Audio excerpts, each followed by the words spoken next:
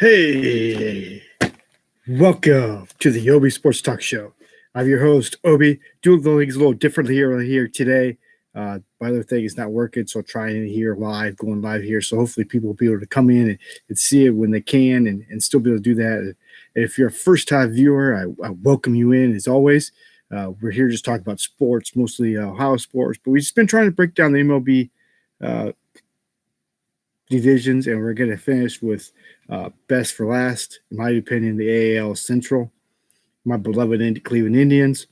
If you're a returner viewer, I welcome you in, and as always, it's good to see you, and we got to make sure we get these videos out there and share with other people. So let's just break down the AL Central. I'm just going to go from worst to basically best, and then I'm going to throw the Indians in there towards the end. So even though I don't think they're going to win the division, but we'll get to that in a minute. The Detroit Tigers. The Tigers, they brought in Nomar Mazda to play outfield. They re-signed Jonathan Scope to play second base. Willis Ramos to catch. Jose Reyna to help in the start rotation. Robbie Grossman, Drew Hutchison, and Willie Peralta, Julio Teheran, and Derek Holland. Kind of those guys are kind of hoping that they can a lot of those guys can provide veteran leadership to help get this team where they want to go.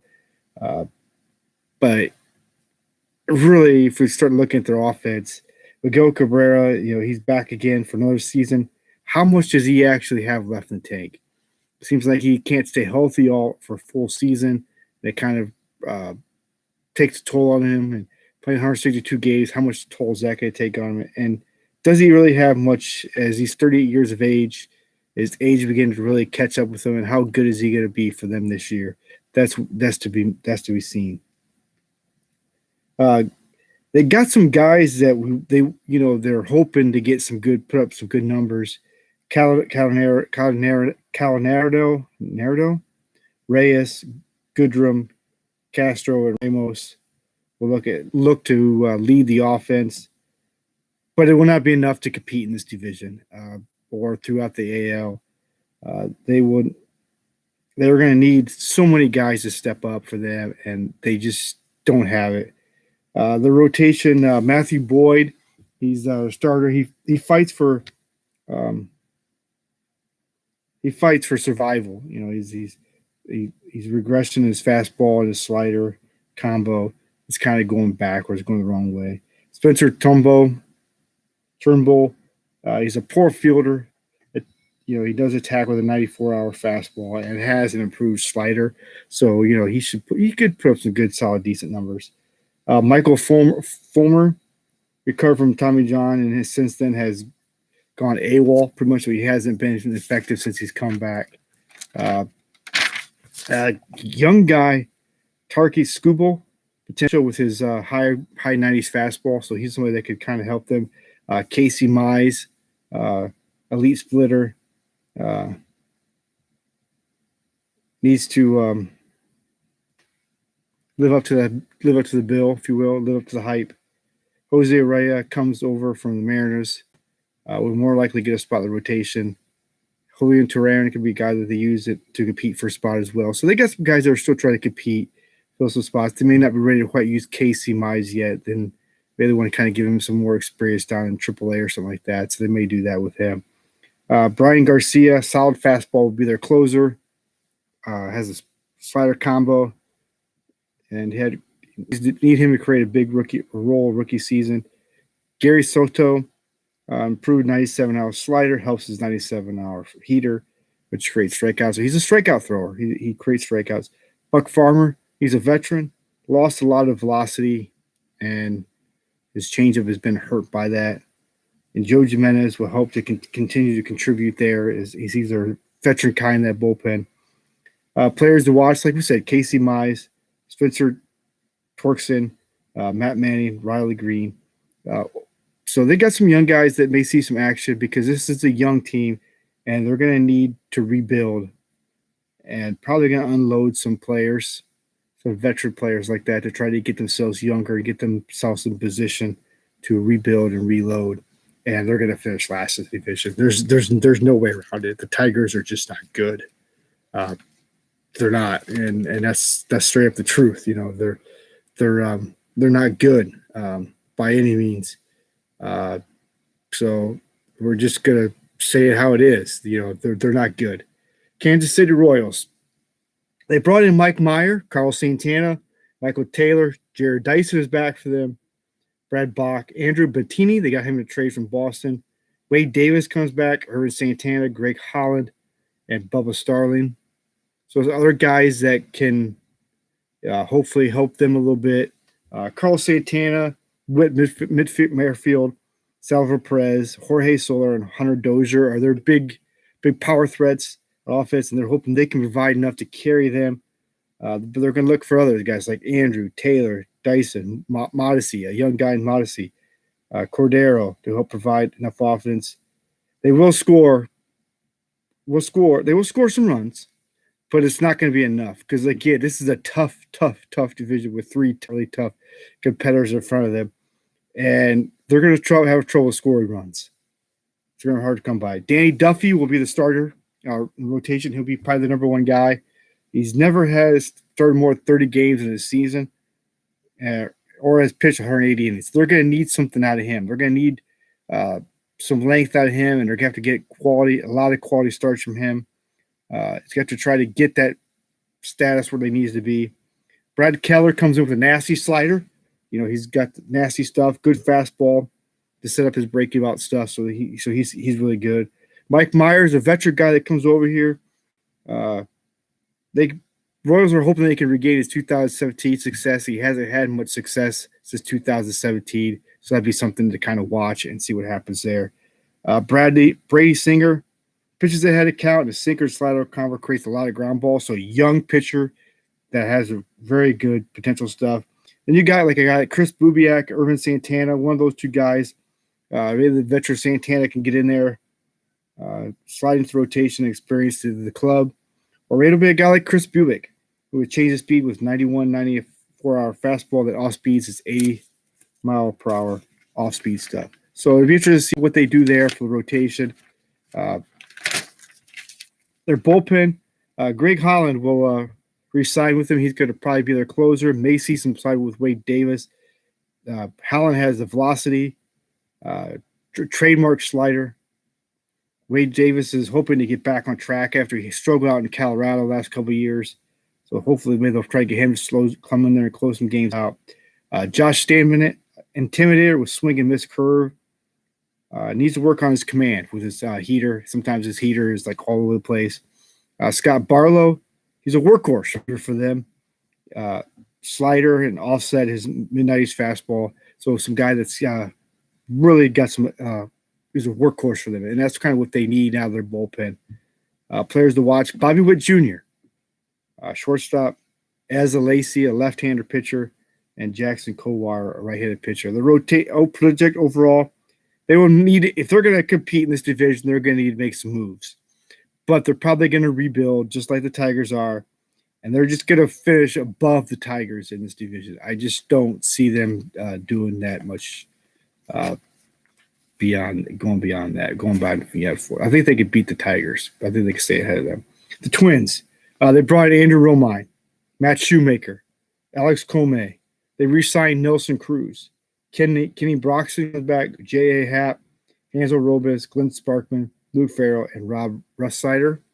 So the offense is led by Josh Donaldson, Ryan Braxton, Cruz, Max Klepper, Jorge Polanco, and Miguel Sano. All have tremendous power, tremendous pop for them, and that's what they're going to lean on. They're the main sources to produce their power and their runs. Will be enough to get some great pitching in the AL Central. We're going to get to the two teams in front of them that I feel like I tip my hand a little bit where I'm leaning towards for the Twins. They're going to have to rely on a lot of things in a tough division with tough pitchers. The rotation, Mady was a runner for Cy Young last year. He relies heavy on his fastball, through 26% of his fastball, so he kind of also goes with other stuff, so it'll be interesting to see there. Jose Barreros, he buries curve on the hands of lefties, so he's really good against left-handed pitchers and needs to continue that success. Michael Pineda, improved slider, helped after he was suspended for steroids. Hopefully get him back. Randy Doe back.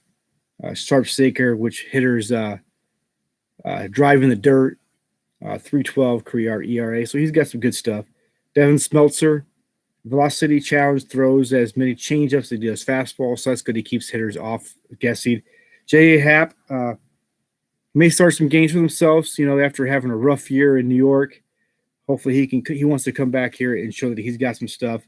So they got a good, solid rotation as well. But this is a tough division as well. And they're going to need all those guys to step up the rotation. The closer is Taylor Rogers, excuse me, sweeping slider. Not quite effective as hitters that get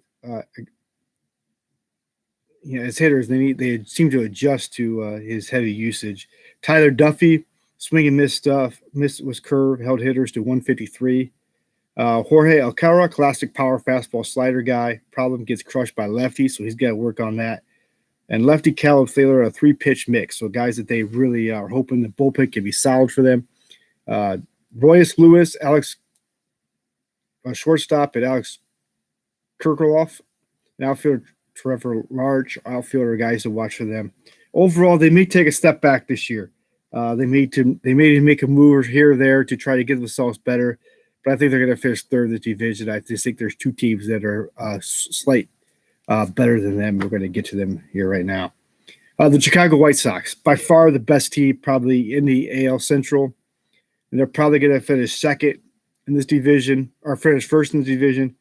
Brought in Yogelas Cespedes, Adam Eaton, Lance Lynn, Nick Turley, Mike Took, Jonathan McCoy, Tim Beckman, and Liam Hendricks. So they brought in some guys to help this team that was already kind of loaded. So which you got Jose Abreu already here, Tim Anderson, Yasmo Gadro, Yoel Mercado. They did have Elroy Jimenez, who was going to hope for good things from him, but then he tore his pec muscle jumping for a ball, so he's out 5 to 6 months. So they're going to need somebody to step in for him because obviously he's going to probably miss the entire season this year. He may come back late August, early September, but by that point, somebody else will have to probably fill the void for them. So who will it be? Interested to see that guy like Lewis Robert. It could be a guy that really steps in and has a bigger role than when he was already going to have a bigger role now than he did probably before. They're going to be able to provide some power. And they're going to cause some havoc on pitchers that will face them because they got their patient hitters, they got tremendous power, and they know how to get the ball. They know how to get hits, and they will score some runs. They're going to be tough to stop offensively, even without Jimenez. I think they're going to be tough to stop, but it could also affect them a little bit. They may feel like a piece of them missing. They may struggle with more. Maybe put more pressure on some other guys and they may not perform as well. So we'll have to wait and see how that plays out.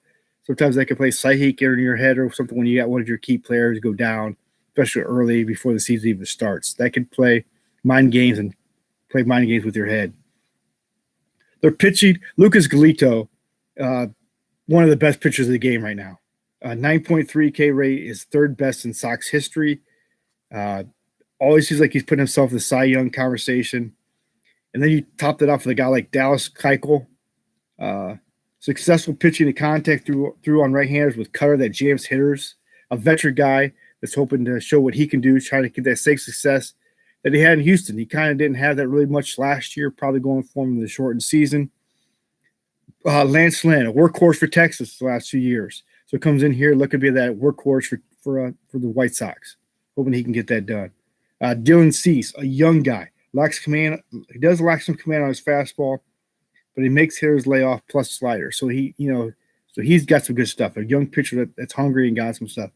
Got some good stuff. Michael Kopeck, power arm, set to from Tommy John and COVID. He set out because of COVID last year. He did the opt-out thing for COVID, so he's looking to probably start sneaking here and get a spot in the rotation to kind of help them out in that other spot, the fifth spot. Closer, Adam Bummer, hard sinker, works right-handed hitters and gives them chance to be good. The way he attacks them, hit right-handed hitters, gives them the power, the potential to be a really good closer for them.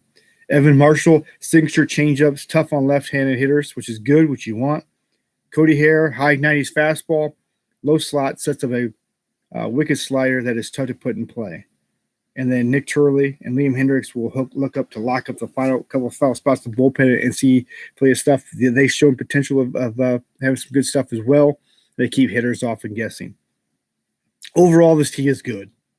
Offense will score most nights, and their pitching is solid. They will find ways to shut you down. And they're probably going to finish first in this division, like I said. Players to watch, I got like Andrew Vaughn, Garrett Crochet, first baseman Vaughn, Garrett Crochet, a left-handed pitcher, and maybe Jared Kelly, who's a right-handed pitcher. The Cleveland Indians, my team. They brought in Andres Jimenez and Ahmed Rosario. I think Ahmed Rosario is going to go down to AAA. Eddie Rosario from Minnesota Twins, who tore the Indians up, especially Progressive Field. So we get to see how he does here. They re-signed Cesar Hernandez to play second base. They brought back Brian Shaw, who had some struggle years at Colorado, but was a workhorse for the Cleveland Indians. Ben Gammel makes this team. Blake Parker just got where he's going to AAA, so maybe he'll see him late in the season here and there, kind of helping out a little bit. Trevor Stephen, they got him on waivers, and they're going to go ahead and keep him on the opening day roster. Ben Gammel made the team. Heath Embray and Anthony Ghost will go to AAA. And Oliver Perez, the veteran Oliver Perez, has come back, and he will fulfill that spot in the bullpen as well as the guy, and we'll get more to that in a little bit. Offensively, they're going to lean heavily on Eddie Rosario, Cesar Hernandez, who was like a double machine last year, seemed like in a 60-game season. Framil Reyes, they're hoping to get some big numbers from him. He's got great power. Hoping that Josh Naylor could do something. We know we're going to get from Jose Ramirez. But really the question comes, where else are we going to get some offense from? Because we know you could get it for the core three players, and maybe Caesar being a fourth guy. Rosario's going to produce, Hernandez and Reyes and Ramirez. But where else are they going to get numbers from? Roberto Perez seems like he's up and down. What do you can get from Josh Naylor? What are you going to get from Jordan Luplow when he gets in there? What are you going to get from Jimenez, who's going to be the shortstop to replace Francisco Lindor? What are you going to get from them guys? Offensively, they got the potential to maybe get some runs here and there. But really what this team is going to bank on is their starting rotation. They have one of the best rotations in baseball. Shane Bieber joins Bob Feller is the only Indian to lead the MLB in wins, ERA, and strikeouts in the season. So a very good young pitcher for us. He's our Indians' number one ace. Zach Plesac will slide in the number 2 spot. Pitches back on the stretch, plus a slider and changeup. Helps him, and he's very good defensively. Tristan Mckenzie and Aaron Tavalli will probably be 3 and 4. I'm not sure how they're going to play that one out, which one. Tristan Mckenzie showed signs that he's got some good stuff. A natural single arm extension helps his 93-hour fastball is his bread and butter. He just got to, a lot of these pitchers got to stop not getting the home runs and stuff like that. That's where they kind of had a problem last year. Aaron Tavalli, a strike thrower who relies on cutters to improve soft contact. It's another good young player. And for the first time in a long time, the Indians will have a left-handed pitcher in the starting rotation, it sounds like. Logan Allen works with 4 pitches, includes a plus curveball, a painful-looking but effective changeup dubbed as the Vulcan. So he's got some good stuff, and he's looked good this spring. So hopefully he can continue that going in the regular season. Bullpen, like I said, Brian Shaw, the workhorse, will be back here with Cleveland. They relied on him a lot when he was in Cleveland. Terry Francona loves the guy, a good veteran guy, provided that leadership, kind of got the role in the deal in 2016. And he came in the World Series and pitched it, or just rain delay in the 10th inning. James Karsnick will be the closer. Use high heat plus curve to strike out 50 of 106er as setup man, so now he's going to take on a closer role. But you may see a male class, the guy they got for the Corey Kluber trade, come in here and try to close maybe some games to kind of give Karsnick a night off. He's got triple digits fastball. Speed fastball couldn't get in the triple digits, so that's pretty powerful. Hopefully get some off-speed stuff going. A little bit Nit Whitgren, kind of another guy that's been like a workhorse for the Indians. I'm hoping to get some stuff from him. And a guy like Oliver Perez and Trevor Stevenson will be the other guys that kind of work into this bullpen a little bit and seeing where they fit in. And they should get some good high hopes from them guys as well as this bullpen is pretty solid as well. Some guys really to watch for the Indians this year is a guy like Nolan Jones, third baseman, may see some time. How will Bradley Zimmer and Bobby Bradley do down AAA? Can they continue to produce and continue to see playing time and find themselves a way to get up here if somebody goes down or somebody's struggling? Because, you got a couple guys here that could struggle and they just decide to give up on them and move on. A guy like Daniel Johnson, Nolan Jones may not see some time here, but you're going to probably see like Bobby Bradley Zimmer. You got to find a way to get those guys to bounce back. And there's plenty of bullpen guys and starter rotations out there because it seems like we're this deep. It's interesting to see what kind of other guys may step up for them. And overall, I really think Cleveland is a good team, especially with their starting pitching that always puts them in games and keeps them going. They need to find some offense, and they may need to try and make a move here or there to try to improve their offense and try to trade maybe some of these young guys they don't think they're going to use, especially with their depth with starting pitching, try to bring some guys in here to help this ball club. I think the Cleveland Indians will finish second in this division behind the Chicago White Sox. But I think they will push the White Sox a little bit, and as well as Minnesota, I think those two teams can push them, and one of the Indians or the Twins will make the playoffs, but I think the Indians will finish second. So overall, White Sox, Indians, Twins, Royals, Tigers. That's how I see it. How do you see it? You heard me talk about what I think and give you my opinion. And am I wrong? Do you see this division shaping up differently than I do? Is there something I'm overlooking? Hey, I always want you guys to interact with me and let me know what you guys think. And, more comments we get, the more debates we can have. Hey, as always, I thank you for watching my show. Please pass this on and share it with other people. This is Obi, wishing you all a great rest of the night. This is Obi out. Thank you for listening to the Obi Sports Talk Show. Bye for now.